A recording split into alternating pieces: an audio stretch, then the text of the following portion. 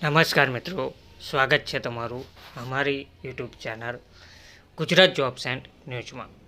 મિત્રો, રાજ્ય સરકારના સરકારી કર્મચારીઓને મોટી ભેટ મળી રહી છે.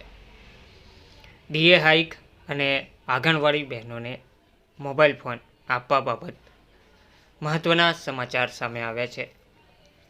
આ રાજ્ય સરકારે કર્મચારીઓને મોટી ભેટ આપી છે. વિગતવાર જોઈએ તો આ રાજ્યના સરકારી કર્મચારીઓને મોટી ભેટ મળી છે. મોંઘવારી ભથ્થામાં 4% વધારો થયો છે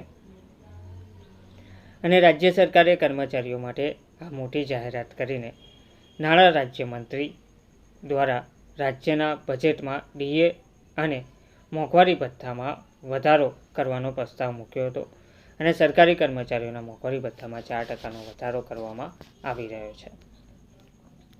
વધેલો ડીએ 1 એપ્રિલ 2025થી લાગુ કરવામાં આવશે. વારંવાર વિરોધ પ્રદર્શનો થયા છે. રાજ્ય સરકારી કર્મચારીઓનો એક મોટો વર્ગ મોંઘવારી ભથ્થાને લઈને વારંવાર વિરોધ કરી રહ્યો હતો. ઘણા સમયથી શેરીઓમાં વિરોધ પ્રદર્શન ચાલી રહ્યા હતા. આર્થિક વિશ્લેષકો અનુમાન લગાવી રહ્યા હતા કે 2026ની વિધાનસભા ચૂંટણી પહેલાંના છેલ્લા બજેટમાં ડીએ વધારવામાં આવશે. જોકે મમતા બેનર્જીની સરકારે બુધવારે જ બજેટમાં ડીએ વધારવાનો પ્રસ્તાવ મૂક્યો હતો.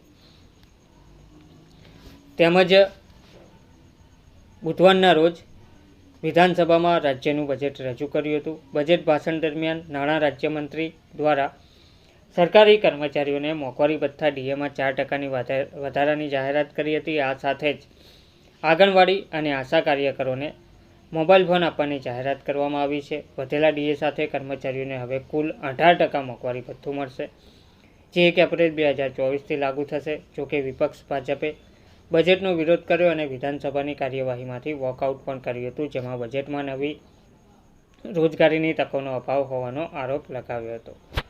તેમજ બજેટ 2024-25માં આ મોટી જાહેરાતો કરવામાં આવી હતી. તેમાં બાંગ્લાબારી પ્રોજેક્ટ હેઠળ આગામી નાણાકીય વર્ષમાં 16 લાખ ઘરો બનાવવામાં આવશે. આ માટે 9,600 કરોડ રૂપિયાની વધારાની બજેટ ફાળવણી કરવામાં આવી હતી, જે કુલ રકમ 23,000 કરોડ રૂપિયા થઈ ગઈ હતી. રોડ અને પુલનું બાંધકામ 1,500 કરોડ રૂપિયાની વધારાની રકમ પાટશ્રી પ્રોજેક્ટ હેઠળ ફાળવવામાં આવી હતી. ગંગાસાગર પુલ માટે 500 કરોડ રૂપિયાની જોગવાઈ કરવામાં આવી હતી.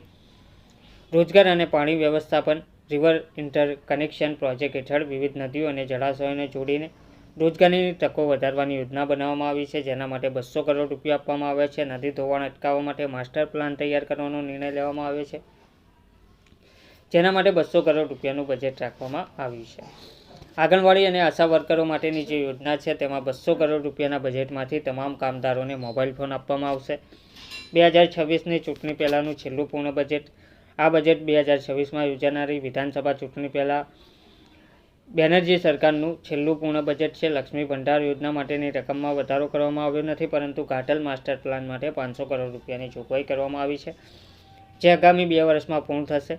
બજેટમાં સરકારે વિકાસ કાર્યોને વેગ આપવા અને રોજગારીની તકો વધારવા પર ભાર મૂક્યો છે, જ્યારે વિપક્ષે તેને અધૂરું અને જનવિરોધી પણ ગણાવ્યું છે. ધન્યવાદ.